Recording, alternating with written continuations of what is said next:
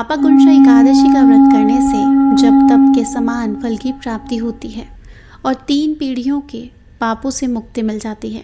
मान्यता है कि इस एकादशी का व्रत करने से चंद्रमा के अशुभ प्रभाव से भी मुक्ति मिलती है और सौभाग्य की प्राप्ति होती है। इस दिन व्रत करने वाले व्यक्ति को यमलोक में किसी भी प्रकार की यातनाएं सहनी नहीं पड़ती। भगवान कृष्ण ने युधिष्ठिर को इस एकादशी का महत्व बताते हुए कहा है कि यह एकादशी पाप का निरोध करती है, अर्थात पाप कर्मों से रक्षा करती है। व्यक्ति के पापों का प्रावधान उसे हमेशा झेलना पड़ता है जब तक उन पापों का प्रायश्चित ना हो जाए और उसके पाप जड़ से खत्म ना हो जाए। जो व्यक्ति अपने जीवन में जिस तरह के पाप कर्म करता है उसे उसी प्रकार के नरक की प्राप्ति होती है। और पापाकुंशा एकादशी का एकमात्र उपवास ऐसे सामर्थ्य रखता है जो व्यक्ति के जन्म जन्मांतर के पापों का नाश कर देता है।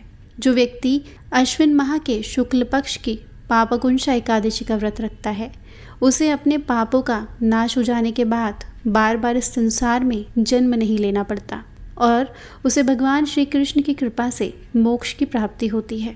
पापाकुंशा एकादशी का उपवास केवल पापों के नाश के लिए ही नहीं बल्कि व्यक्ति आध्यात्मिक शक्ति और भक्ति के लिए भी होता है।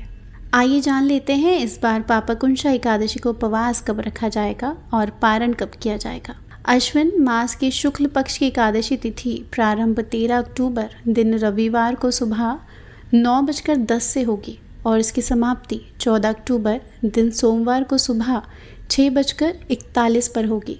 वैसे तो रविवार के दिन सुबह से ही एकादशी लग रही है, लेकिन रविवार के दिन दशमी तिथि मिली हुई एकादशी है, इसलिए सभी वैष्णव या सभी ग्रस्त जनों को इस बार 14 अक्टूबर दिन सोमवार के दिन इस व्रत को रखना है। एकादशी का व्रत केवल 14 अक्टूबर सोमवार को ही रखा जाएगा और 14 अक्टूबर सोमवार को सूर्य उदय होगा 6:27 पर और सूर्यास्त होगा 5:58 पर। ब्रह्म मुहूर्त सुबह 4:51 से 5:39 तक। अभिजीत मुहूर्त रहेगा सुबह 11:49 से दोपहर के 12:35 तक। राहु काल का समय रहेगा 7:30 से 9 बजे तक। द्वादशी तिथि प्रारंभ होगी 14 अक्टूबर सोमवार को सुबह 6:42 से और इसी के साथ हरिवासर का समय भी शुरू हो जाएगा।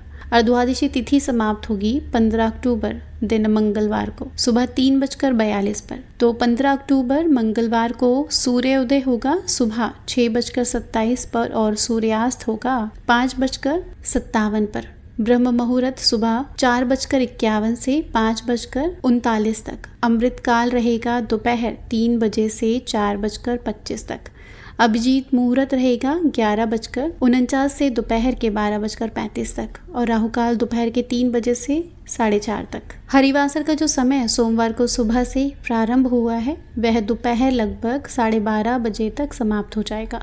तो व्रत का पारण आपको मंगलवार को सुबह 6:27 से 7:45 के बीच करना है और इसी बीच में आप व्रत खोल सकते हैं। ध्यान रखिए तिथि सुबह सूर्योदय से पहले ही समाप्त हो रही है और जब भी ऐसा होता है तब त्रयोदशी तिथि की शुरुआत कुछ समय में व्रत का पारण करने से कोई दोष नहीं लगता बल्कि व्रत पूर्ण माना जाता है। इसलिए आपको जो मुहूर्त बताया गया है उसी मुहूर्त के अंदर आप अपने व्रत का पारण करें। ये थी आज की वीडियो। आशा करते हैं आपको अच्छी लगी होगी। नए हैं चैनल पर तो सब्सक्राइब करके बेल आइकन को ऑन कर लीजिए ताकि आपको नई वीडियो समय पर ज़रूर मिल पाए।